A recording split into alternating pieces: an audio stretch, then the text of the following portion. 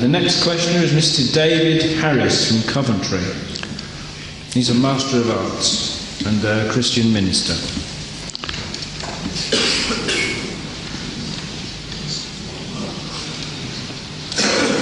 क्या है ये? क्रिश्चियन से पूछ रहा था.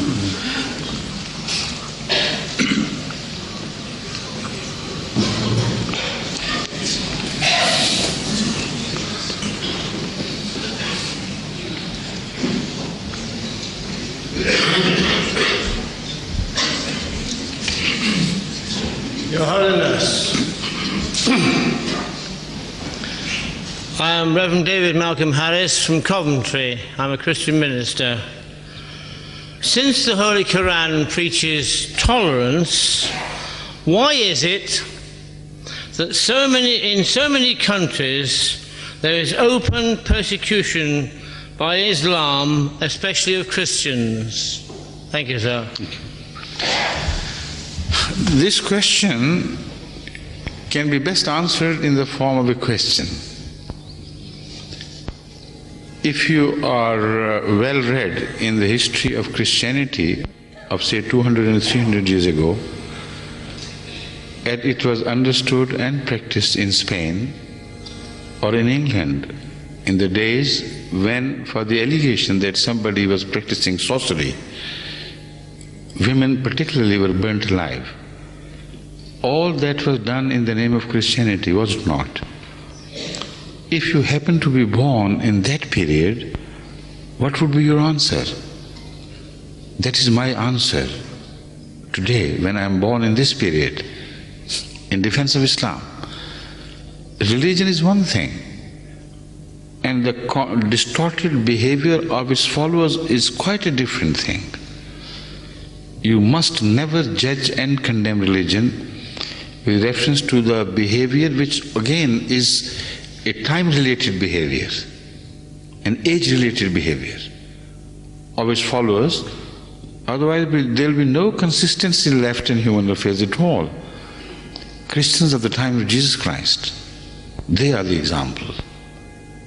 Christians of the time of 300 years of Roman rule, when they were persecuted and fed to the beasts of jungle. That is also a message of Christianity which we can read from there. Christianity of the period when the Christianity had gained state powers, and not only non-Christians were not tolerated, but also the Christians themselves suffered at the hand of the Christians themselves.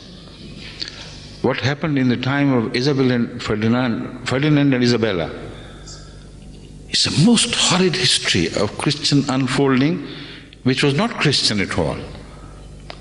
But all sects which did not belong to Catholicism were ill-treated to such extent and with such imbecility, as when you read, it's impossible for you to hold your tears when you read about how Christians of other denominations were treated by Isabella and Ferdinand, not themselves, but under the influence of church of that period. So this is a different issue altogether. If you want to really investigate into the Islamic teaching, go to the Quran, understand the Quran and understand it with the help of the Hadith, and there too there will be enough problems obstructing the passage of genuine inquiry. Because if you start reaching the Quran through the vantage point of Sunnis, you will get a different message.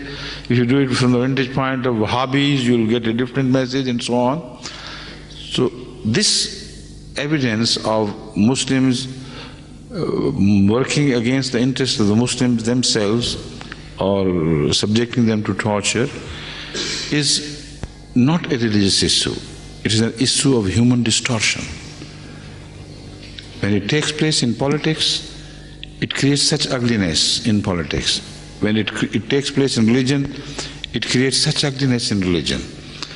So it's a human fault which one has no right to transfer to the religious teachings or the founders of religions. And again, it's a phase of history.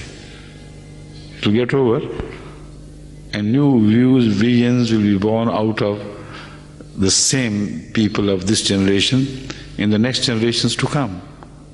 Like you yourself know from your personal experience, can any poor woman can be burnt alive or thrown to hand bound with feet and hands bound into a pond on for the mere reason that she was a sorceress or accused to be sorceress. And the logic behind all this was, if she confesses, she should be burnt alive. If she does not confess, she should be thrown into a pond with hands and feet bound. Why so? Because if she is a sorceress, she will not drown, even being so helpless apparently. And if she drowns, then okay, she'll go to heaven. She's innocent, but she'll go to heaven.